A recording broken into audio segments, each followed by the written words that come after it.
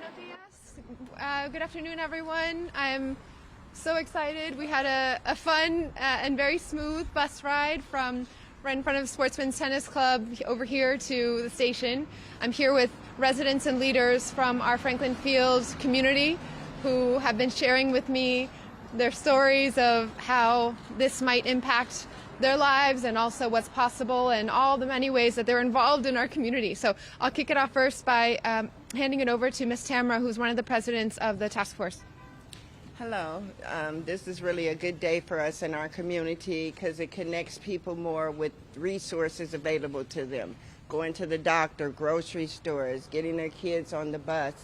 It's just really going to help people that's impacted by not having enough resources to even get on the bus. So this is really a big thing for our community, and having 3 buses that connect us to get to different places in the city of Boston is really going to be good for our community. And the resources that's available, everyone will get the opportunity to be able to reach the resources. So it's really a good day for Boston. And I thank Michelle Wu for even bringing it back to where we have the opportunity to get on the buses free. It was like this 30 years ago, but it's great to have it back again. Thank you. Thank you. And one of the other leaders of the task force, Ms. Alejandra Tejeda. Alejandra Tejeda. Sí, muy buenos días. Aquí estamos. Muy buenos días. Mi nombre es Araceli Tejeda. Aquí estamos en Jackson en estos momentos apoyando a Michelle Wu, ya que hoy estamos empezando como la de las guaguas free para los residentes de aquí de Boston y de Franklin Field. Estamos muy contentos con ella, apoyándola en el día de hoy. Estamos muy contentos por la ayuda y el trabajo bastante valioso que ella está haciendo. Le damos muchas las gracias a ella y que cada día vamos a seguir apoyando en todo momento. Muchas gracias. Sí, entonces, si lo llama el autobús, la guagua, otra palabra, comienza hoy es el servicio gratuito para las 3 líneas de autobús en Boston, 23, 28, 29 en Boston, y será gratuito para 2 años. And so, starting today, the 3 bus lines, whether you call it the bus, the T, la guagua, or any other word, by any other name, they're free for 2 years, the 23 route, the 28, and the 29. And our goal is to make sure that Boston can be a proving ground, joining with communities across the state that are really transforming what's possible for our residents by taking down barriers to access, making bus service more reliable, more affordable, and more accessible to all. And I'll invite up, where did Chief go? Chief Franklin-Hodge, who will be followed by our Director of the Boston Housing Authority, Kate Bennett. Hi, thank you, Mayor. This is just a really exciting day. As the Mayor said, this is the launch of a 2-year fare-free pilot on 3 routes. And when we look at the 6-month pilot that we just concluded on the Route 28 bus, we saw a 22% increase in ridership. We saw a 20% decrease in boarding time. And the performance of the bus, even with all those extra riders, was the same because it's so much faster and easier to get on a bus where it doesn't have to collect a fare. So, we think this is really a path forward for transit in Boston, something that's going to make it more convenient, it's going to save people money, and hopefully give people another reason to ride public transit here in the city. So very excited for the launch of this, and really happy to be here with so many folks from the community who use the bus and will hopefully be able to take advantage of this for the next couple of years. Thank you. Director Bennett. Thank you. Just want to echo, this is just an amazing initiative. This is what equity looks like. And to bring this resource and this service to the public housing communities that we represent across the city and that intersects so many places with these 3 bus lines is just an incredible benefit to our residents, as everyone has expressed. And I want to thank the Mayor, I want to thank our residents that rode today, and just really happy to see this happening. It's a really good day. Thank you. Thank you. Buenos días o buenas tardes, soy Nolvi Álvarez, aquí acompañando a la alcaldesa que nos ha dado esta oportunidad, apoyándola y siempre la apoyaremos porque está jugando un buen papel con nosotros y eso está muy bien. Tenemos el transporte ahorita por 2 meses que no vamos a pagar y gracias a esa oportunidad que nos ha dado. Ay, bueno. 2 años. Sí. Okay. ¿Alguien otro? Anyone else like to say anything? Okay. Questions? How does a program like this get paid for? So the funding was approved by the Boston City Council. This funding for this pilot of these 3 bus routes is through the federal relief funds, ARPA funds that the city has received. This is the ideal way to really kickstart our recovery, and so this is not only an effective use to make sure that we are repairing and addressing some of the many harms that our communities have experienced over the last 2 years, but really to put this money right back into the pockets of our residents and then our local small businesses and neighborhoods. Later today, there's going to be the Board of Health meeting. What are you looking for to come out of that? So at 4:30, our Board of Health and Director of our Boston Public Health Commission, Dr. Basola Ojukutu, will meet for an update. There are a couple items on the agenda which I'm told will include conversations around masks and upcoming policies with how we continue to transition in this moment of cases going down and numbers of COVID metrics headed in the right direction, as well as the larger issue on what the city's next steps will be and how we start to plan for this in the long term, not just surge by surge. Are there specific actions you want to take? We are going to, we've seen some recommendation coming from the CDC around masks. We've seen some cities and states around the country starting to take action now that cases are lower and transmission is lower. This is really an opportunity for the Boston Public Health Commission and our Board of Health to share out and to communicate the information and thought processes as we make those longer term plans. Boston is a city where we still see significant gaps in terms of vaccination rates, and especially among our young people and students. It's also a city where neighborhood by neighborhood, community by community, we see significant disparities in the impacts of this pandemic to this day. And so we want to put all of that out and continue asking for everyone's involvement and engagement as our city recovers from this pandemic. How does that work? Why is it important? I'll defer to our residents as well. Es importante de escuchar las historias de nuestros residentes, pero para mí, en mi opinión, las comunidades inmigrantes, las comunidades de color, estaban luchando en barreras de la pandemia y otras cuestiones en la ciudad. Entonces, el transporte público es la conexión entre la economía, la equidad, la vivienda y todas las partes de una vida. Entonces, la habilidad de eliminar una de las barreras en la vida de nuestras familias es muy importante. Es un paso primero, pero un paso grande de la visión de una ciudad para todos. ¿El impacto para la comunidad hispana especialmente? Sí, mi nombre es Marta. Es un gran impacto porque estamos mirando por la alcaldesa que alguien está pensando en nosotros, en la clase pobre, que todos trabajamos, pero siempre que hace falta para el bus y eso, del bus free, es lo mejor que nos está pasando. No que nos prometan, ella nunca dijo voy a poner los buses free, pero sí lo está haciendo, nos sorprendió y es excelente. Marta Peralta. Yeah. Procedurally, how does the mask mandate come back? Like, does the Boston Public Health Commission make a recommendation and then you lift the mandate? Just how does it work?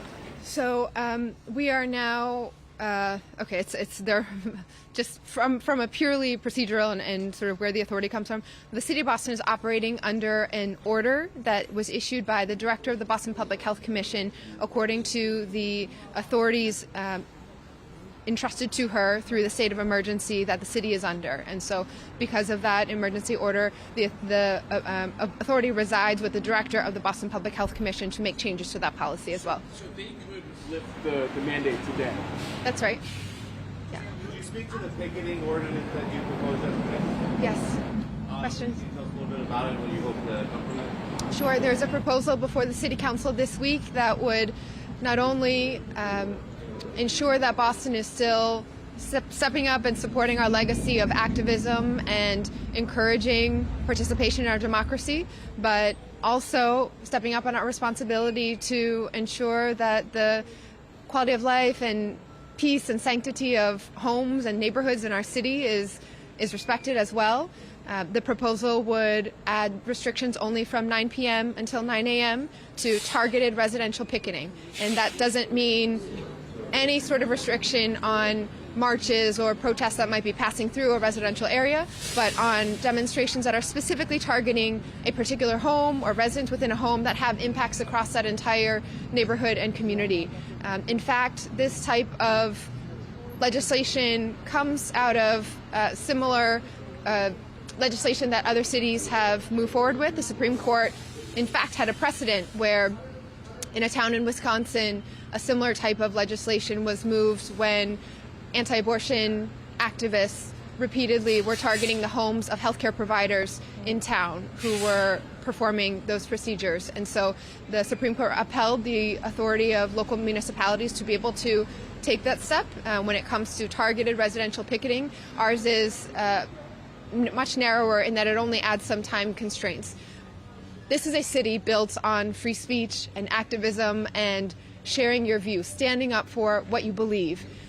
At the moment where that becomes harassment and where that becomes going after someone and their neighbors' sleep day after day after day, it's a moment when we need to make sure that we're protecting our residents' health and well-being as well. And so the bottom line is that Boston is a city where we will show what bold, urgent policy looks like, but we also need to model an inclusive, empowering politics too.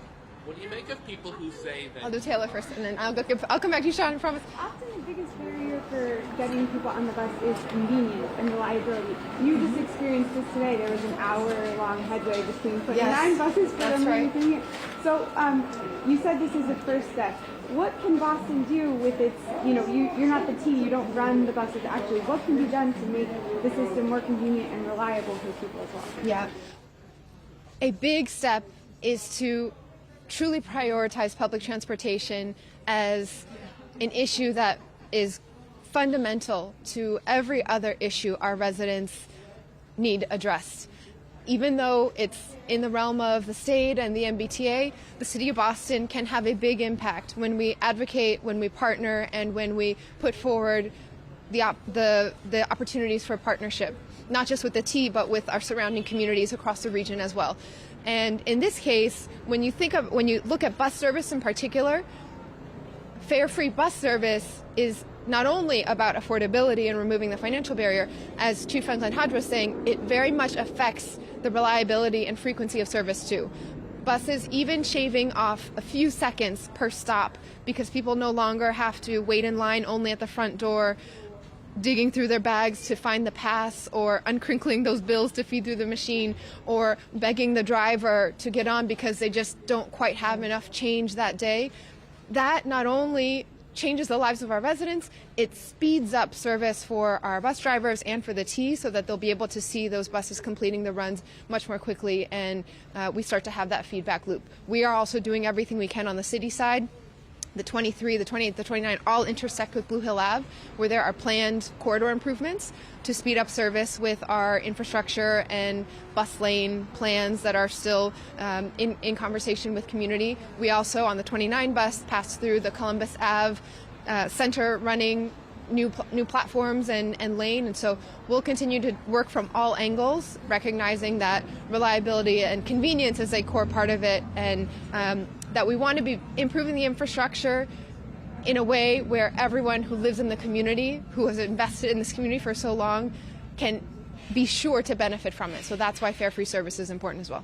So when you were describing the picketing ordinance, you said this is somebody's house, but of course it's heated. At least for the last 9 weeks. So what do you say? And Ed Flynn and Brenda Cassellius and others. So what do you say to people who say that you are just using the city law to make people stop protesting you in a way that you're You know, this is a legislative proposal that is going through our full legislative process. It's not an executive order with the stroke of a pen by one person. And so the way that this proposal is written, it's also different from some others that have been either limited to elected officials' homes or about specific people's homes. This is, again, coming from an example where there were protesters about a specific issue about, for someone who was not an elected official at all in a different town. So this legislation has pretty wide application, and sleep and the peace and quiet of your home in the early morning hours and in the evening is important to the health and well-being of our neighborhoods. In a city like Boston, where we don't have acres and acres of single-family homes, we live in community with each other. We are on streets and in two-family homes and triple-deckers and in buildings. And so when one person is targeted, really an entire community and neighborhood is affected. And so I want to see this to make sure that all of our neighbors throughout the city can participate in the political process, can be involved, and also have that peace and sanctity of their homes. Just one more thing on the masks. Could you speak to how Boston needs to remain competitive with other East Coast cities who have already lifted their mask mandates? It's important for the convention center, for instance, to keep hosting conferences and, for the economy of Boston. The most important thing for the economy of Boston is to ensure that when you come to our city, when you are living and working in our city, that you are safe and you are healthy, and that this is a city guided by public health principles first and foremost. And so it's impossible to separate health from our economy. We saw that over the last couple years, and we can do both. It's not an either or between investing in our small businesses, making sure that we are opening back up and bringing business back into our city, seeing that vibrancy, and ensuring we're still continuing to protect our residents and workers throughout Boston. There was some, yeah. Brookline also expressed interest in free buses on routes that pass through their cities and pass across city lines, and I know there have been some negotiations among the cities and towns. Can you give us any updates on those negotiations? Yeah, I'm so excited that the energy for more reliable and accessible public transportation really extends across the region and across the state. I'll note that today is also the first day of a fully free MVRTA system, the Merrimack Valley Regional Transit Authority, and all the 16 cities and towns that are covered by that transit agency have 2 years of fare-free service kicking off today as well. Whether it's certain these 3 bus routes that were chosen not only are incredibly important to the city, but also are entirely within the city's boundaries because it was simpler and quicker to coordinate that way. Many of our critical bus lines run across different cities in the region, and so we are in conversation about some of those lines and looking to support and partner with any of our sister cities who are looking to move this forward. But Jascha's been involved in more of those conversations. Want to update on that? Yeah, I mean, I think, really this is a conversation that's going to take place between the MBTA, between the cities in the region. As the mayor said, there's a lot of interest right now in what we've done and what we're doing here in Boston. People, not only in the Boston region, but around the country are paying attention to this program, looking at the kinds of results that we're seeing coming out of the initial 6-month pilot, and excited to hear what we see from the 2-year pilot that we just launched today. So, we think this is the start of a conversation, both locally and nationally, and that's going to have, it's going to address questions of logistics and operations, what routes, how do you think about routes that traverse cities, but it also will hopefully encompass some of the longer-term funding questions, really getting to that place where we've prioritized public transit as a public good, as the mayor likes to say, and are funding it accordingly, and that's going to take conversations at the local, the state, and the federal level to make happen. So we think there's a lot more ahead. This is the start of something, not the end, and excited to work in partnership with surrounding communities and state agencies and our federal delegation to make this happen and to grow on what we've started here. a report about the 28 pilot coming out by the end of the month? I know the T gave like a few details last week. Is that full report still coming? When It is. It's in the final draft stages, but it should be out hopefully within the week. Were you disappointed that only 2/3 of the people said they received financial benefit from the 28? No, not at all. I mean, I think that actually reflects what we were expecting to a large degree. First of all, a third of the people who took the free 28 pilot did save money. Many of them saved more than $20 a month. That can be a significant amount of money in somebody's life. So we are very pleased with the fact that it did provide cost savings, but we know that the 28 is just one piece of a larger network, and so many people do connect onto other services. We would expect to see with this expansion of the Fare Free pilot that more people will be saving money, people who may be linking between some of the buses on the routes that are part of this pilot project. But ultimately, I think the vision here is to make transit affordable for everyone, and that's going to take building on individual routes and thinking about how we expand this to other parts of the system. But overall, to see an incredible increase in ridership, to see performance of the bus improve, and to see a substantial portion of people saving money, all in the course of a very short 6-month pilot, I think we consider that a tremendous success. Great.